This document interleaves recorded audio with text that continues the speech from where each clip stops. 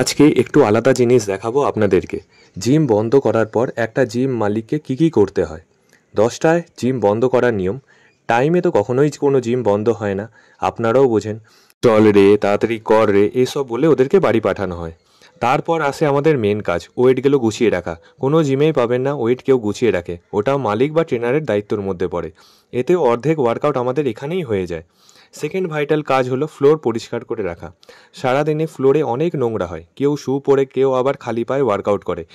Main problem হচ্ছে তাদের মিল। বলা হয় জিমে বসে খাবার খাবে না, তবু কে কার কথা শুনে। প্রত্যেকদিন কলার চোচা, ডিমের চোচা চারিদিক পড়ে থাকে। রোজ ডাস্টবিন খালি করি, মনে হয় না জিম চালাই, খাবারের স্টল খুলেছি।